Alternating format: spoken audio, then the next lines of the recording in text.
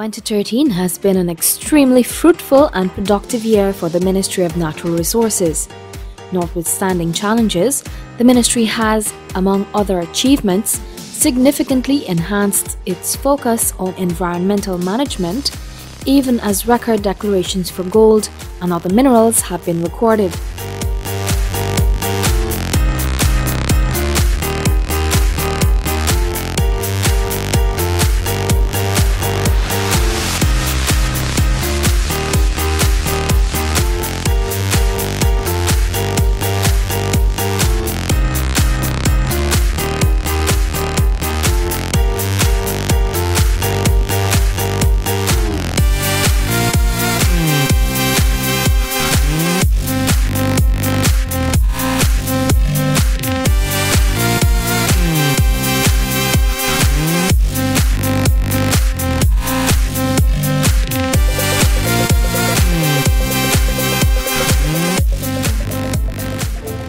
I am Ernestine Leonard.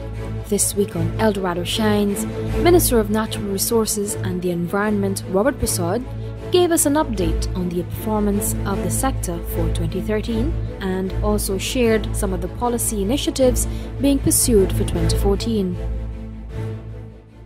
2013 has been an exciting and a challenging year for the sector, both from the natural resources as well as the environmental sector. Challenging from the standpoint is that we have an expanding natural resources or extractive sector, and at the same time we have increased and enhanced our focus on environmental management. And our motto and our outlook is always, how do we maintain the balance between the proper, sustainable development of our natural resources and also adequate, sufficient management of our environment. And we've been able to achieve this balance, and it's still work in progress, by ensuring that our agencies, be it in the mining sector, the GGMC, be it in the forestry sector, the Guyana Forestry Commission, which are the two lead agencies in terms of the extractive activities, that they continue to put a lot of emphasis and a lot of focus in terms of compliance and enforcement.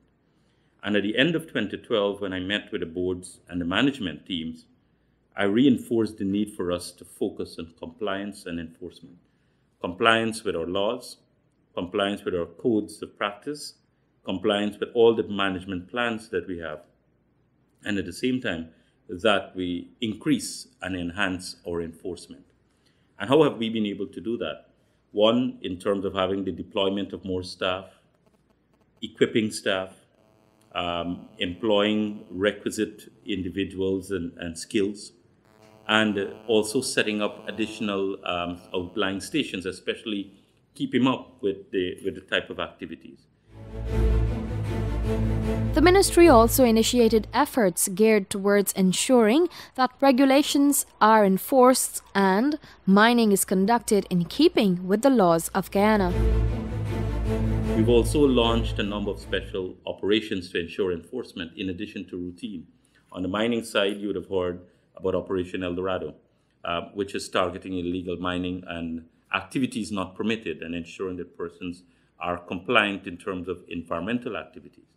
And we've put a lot more emphasis in terms of environmental compliance, in terms of mining, in terms of forestry, and so much so that we've had a number of operations shut down. We've had a number of seizures. We've had persons evicted, close to 300 plus. So we've been very steadfast in terms of the compliance and enforcement.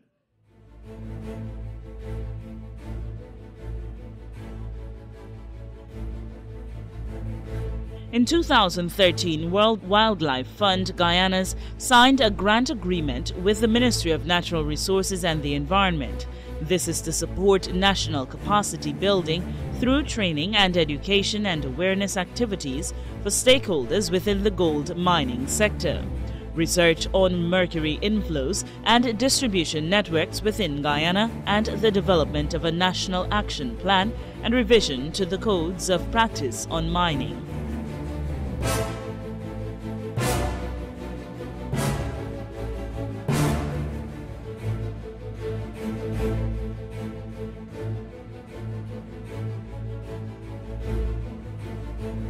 We've also looked at the issue of how it is we can improve our laws, improve our systems, develop better practices, be it mining, forestry, and land use activities as a whole. And some of the achievements we've had is in terms of the collaboration with Conservation International. We're currently developing enforcement regulations with the through support from the Germans as well as WWF, with the EPA. We're looking at a revamp and a review of how it is that environmental management and monitoring can better support the compliance and enforcement activities of these agencies in this regard. And for the first time, we're developing regulations that were never there. And I want to put a lot of emphasis on this because there are some who harbor and peddle the view that an expanding natural resources sector is doing that at the expense of the environment, and also from a policy standpoint that we are neglecting our obligations on the environment. And that is a total falsehood. And I say so because if you look at the track record of what has been done alone for this year, one I referred to, for the first time since we've had the EPA Act, this year I've started a process for us to develop enforcement regulations. We're looking at how it is we can look at better synergies between the EPA and the mining and the environmental division within the GGMC. We're looking in terms of, we've now this year finalized for the first time in our history a national land use plan with working with the EU in this regard, whereby we're able to make proper and sound decisions, ensuring that land use activities do not contribute, as it were, to bad environmental decisions, as well as bad social and economic decisions. We've also expanded the range of collaboration with the NGO community, both locally and internationally. We've also brought the use of technology, and then it supports both environmental management and compliance and enforcement in terms of extractive, using 5-meter resolution, where we're able, in a way, to watch real time what is taking place in our vast rainforest and other areas too, so that we not only have to depend on boots on the ground, but also we are using the best technologies. We've had the Protected Areas Commission, and close to 10% of our country is today we have as protected areas. We've activated the commission. We've worked with the Germans in terms of developing the resources. We've moved along in developing a Protected Areas Trust Fund. We've staffed and equipped the entity. The declared areas that protected areas are working currently in management plan. And today, one of the more vibrant entities is the Protected Areas Commission, and that will enhance and support our environmental drive as well as ensuring that we have compliance and enforcement.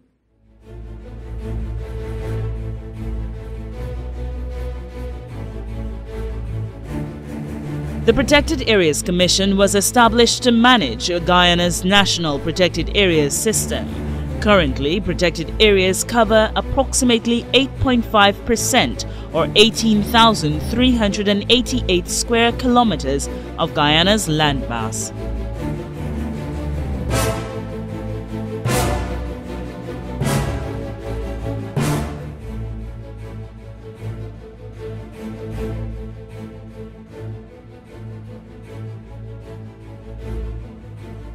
The Minamata Convention speaks to the issue in terms of trade, production and trade of mercury. So countries that are producing mercury, they will have to, at some point in time, stop producing. And those that will have a period in time to get rid of their stock. So the Minamata Convention speaks to in terms of the production, trade, and then automatically too, it requires countries that currently use it in different fields, including mining, and in mercury in Guyana is used for a number of activities in health and what have you. It is for us to phase out and to start that process of removal of mercury from these various activities. And we've started that in Guyana. And our plan is, over the next several years, is to work with the different stakeholders in one, alternative technology, removal of the reliance on mercury. And already we've seen that. Many mining companies are moving to mercury-free, whether it's concentrators, centrifugal type of technology, shaking table, because one, it is safe And the other factor is that with the current use, you only have recovery 37 to 40%. With these forms of technology, we've seen recovery in excess of 93%. And so it's good business, good for the environment, and at the end of the day, would allow us to fulfill our obligations. So we are moving steadfastly in that direction.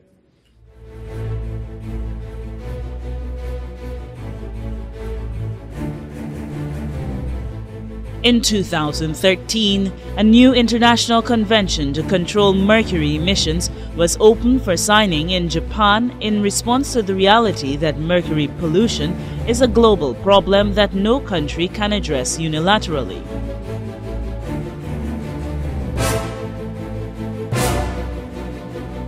From a policy standpoint, has been one of realigning, reassessing, readjusting, but at the end of the day, reinforcing what we need to do under our laws, under our broad policy documents, but also being able to conform with our international obligation, whether it's the Convention on Biodiversity, whether in terms that we're looking in terms of how it is that we can better manage the environment, looking at the issues of climate change, ensuring that also we're compatible with continue to be compatible with the low carbon development strategy and our obligations under the Kingdom of Norway arrangement that we have, the MOU.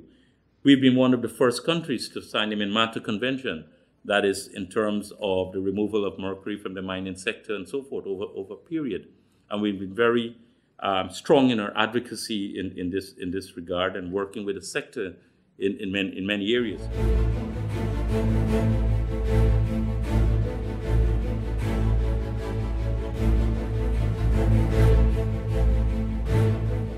We've looked in terms of introducing better technology, new technology to improve recovery and less impact on the environment, more in terms of training in this regard.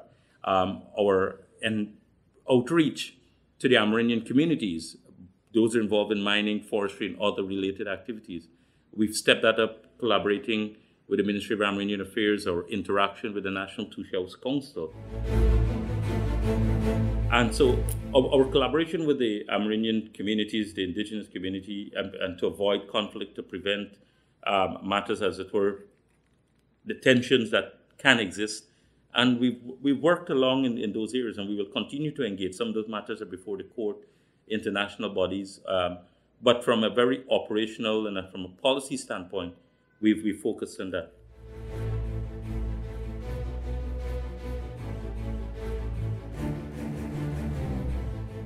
The Extractive Industries Transparency Initiative, EITI, is a global standard aimed at improving revenue transparency and accountability in the extractive sector. The implementation of the EITI standard has two main components. One, the disclosure of payments to the government from private companies and the disclosure of receipts. And two, the constitution of a multi-stakeholder group to manage its affairs.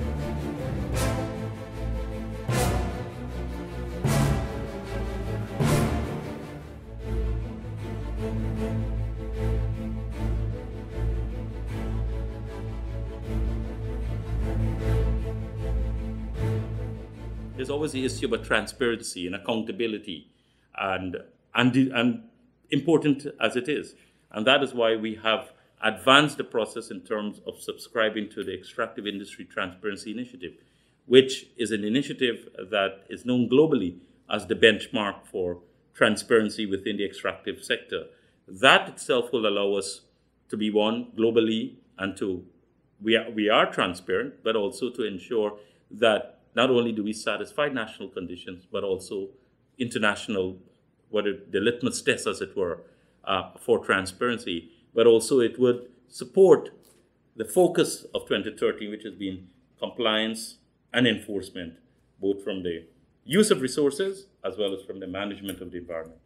Minister Prasad made it clear that while environmental management is a key focus of the sector, Guyana's obligations to the international community does not prevent the country from exploiting its natural resources. The MOU with the Kingdom of Norway and the LCDS, these agreements and these commitments do not prevent us from engaging in mining, forestry, and other land use activities. I want to make that absolutely clear. And in fact, it is envisaged that these activities will contribute more to the country's development, while it is as a nation, we continue to benefit from the ecological services of sound forest management that we have in our country. There are two dimensions in terms of our reporting mechanism, the monitoring and reporting and verification system. We're the first country in the world to develop it at a national scale. The first country in the world to develop that. And in fact, there are other countries who visit us and who we have to send experts to allow others to develop that. Our monitoring, reporting, and verification system is increasingly becoming much more precise. So we've moved from 30-meter resolution to 5-meter resolution in getting the type of precision. And if you speak to the people who are involved in the satellite imagery and who are tracking this, they will tell you that we are seeing activities, we are seeing land and forest change that we perhaps were not seeing before. And this bump that we've seen is as a result of greater precision in the use of technology. Yes, there is increased activity, but these increased activities, I must say, one, are within the limits set within the Kingdom of Norway, within our national limits, but also, if we look globally, and even we take right here in South America, we have the lowest rate of deforestation in South America, even with an expanding and increasing sector. And what that speaks to is that our commitment in terms of sound forest management, environmental management, but also how it is that we've been able to move the extractive industry to recognize the need, as I say, to have that equilibrium, to have that balance. There's much that needs to be done. So I'm not saying that we have achieved the ideal and that all is done and we can throw back. No, there is much more that we need to do, and all stakeholders, be it the miners, the foresters, even environmental groups and agencies that we have, we recognize, and even as a government and the president himself, we recognize that more needs to be done in this regard. And in fact, there are a number of initiatives that have been discussed with the president at the level of the cabinet that the president will speak to how it is that we can further the national agenda and the commitment that we have in this regard.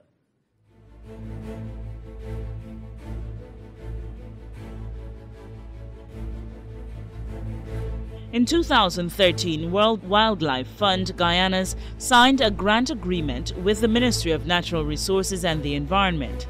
This is to support national capacity building through training and education and awareness activities for stakeholders within the gold mining sector. Research on mercury inflows and distribution networks within Guyana, and the development of a national action plan and revision to the codes of practice on mining.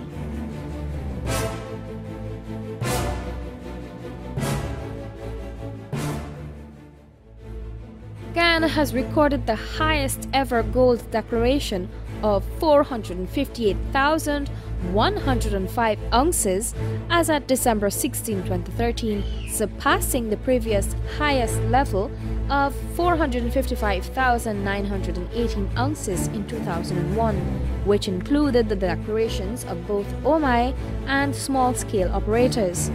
We have been able to record the highest gold production ever in our country's history. But this has greater significance because prior to today, the highest gold production was 455,918 ounces in 2001. But of that, 354,000 plus came from OMI, a big mine. Today, I want to say that we have achieved 458,105 ounces, and all of that came from small and medium-scale miners. We've always had concerns about under-declaration or even the claim of smuggling, and the fact that we've seen constantly rapid increase. Take, for instance, in 2011, gold declaration was just over 363,000 ounces. In 2012, it went up to 438,000 ounces. And as I said, of December the 16th, we're at 458,105 ounces. And I'm optimistic that before the end of the year, we'll see that number go up.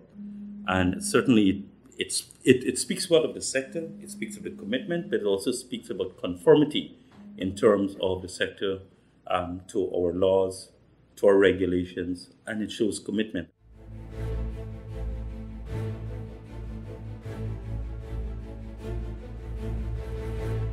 The New River area belongs to Guyana, and there is no agreement that forbids aerial surveys or such related activities under the PGGS.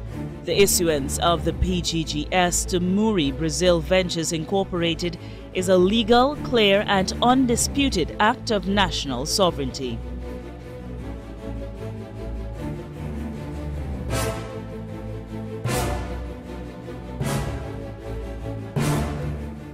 The government's position at this point in time is that we will not allow mining in that part of Guyana, New River area.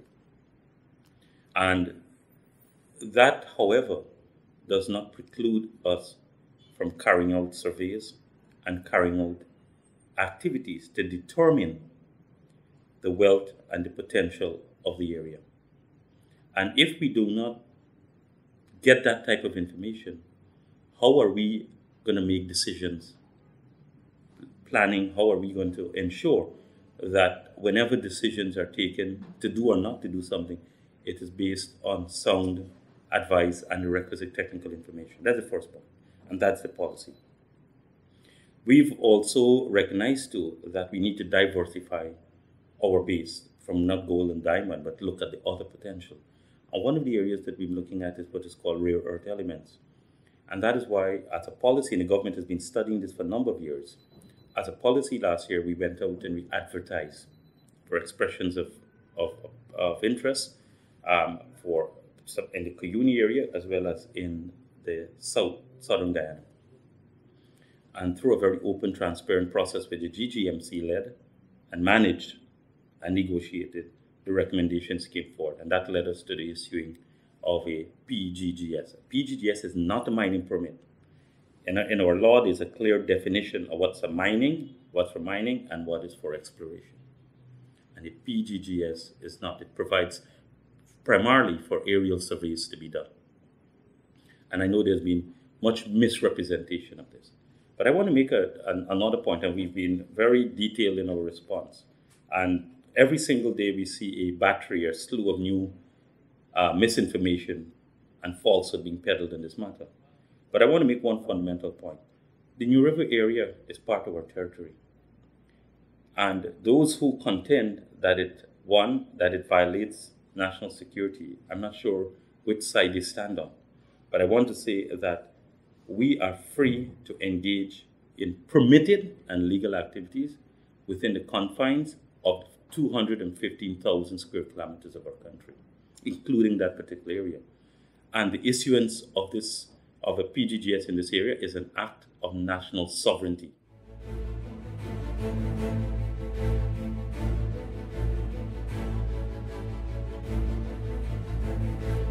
I want to warn and caution against the demonization of mining and mining activities.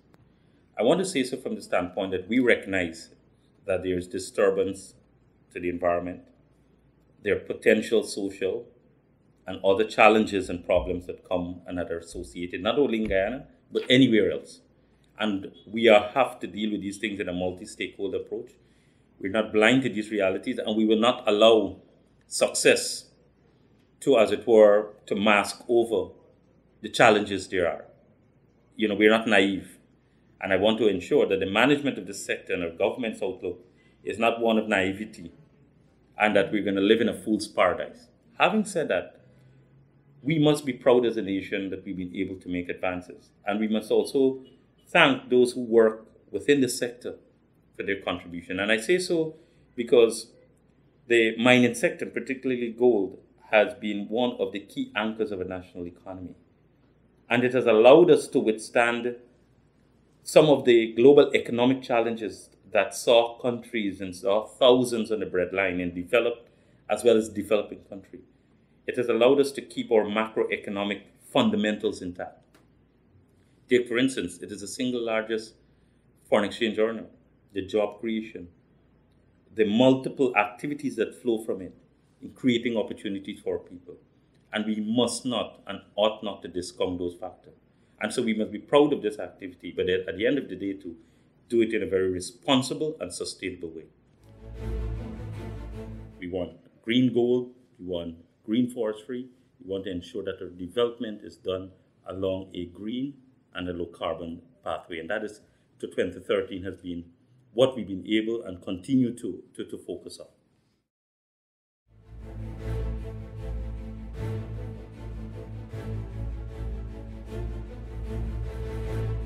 The Guyana Mining School and Training Center Incorporated was established to improve education in technical training for the mining sector. A grant agreement is in place between World Wildlife Fund Incorporated and GGMC to develop a curriculum for the mining school.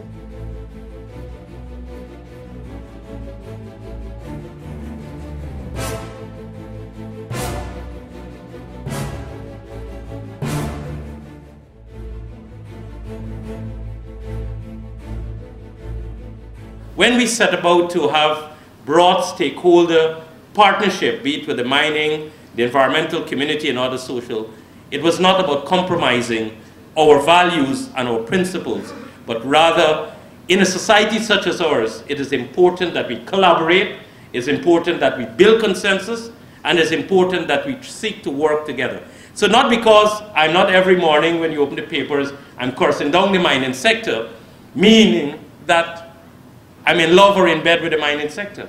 And it's a backward thinking that we have to move away from in this country. You know, if people see you having dialogue with someone, the first thing they say, oh, you're selling out. That's the first point I want to make. The second issue speaks to this particular issue with the PGGS that in the New River area. And let me highlight a couple of points. This is the first and only PGGS in our history where we had a call for public expression of interest. All the other PGGS that were issued never went out into a public thing. And I want to stress that because tonight, before I came here, I heard that the minister was acting in a stealth manner. Well, I'm not sure how stealth you can be if you put everything in the newspapers, you have it in an official gazette, and so forth. And this is the first and only one that has been. I mean, a lot of the other facts, a lot of the issues that are being raised about environmental, you know it. When you carry out aerial surveys, I'm not sure what environmental impact and destruction that will cause. And so you have a lot of persons speaking who are not au fait with the issues, and perhaps they should ask and seek more information. The other aspect is, and I want to tonight, is to throw out a challenge to anyone, any group, be it in the media, be it in any environmental group, or be it any political party. I am willing to enter into public debate. They set it up, any place, anytime with anyone, on all those issues they've raised, because what we have and what we've done, we're proud of, is consistent with our law, and whatever we do for the sector, we do it because it is in the best interest of Guyana's development. And I want to stress that, Guyana's development.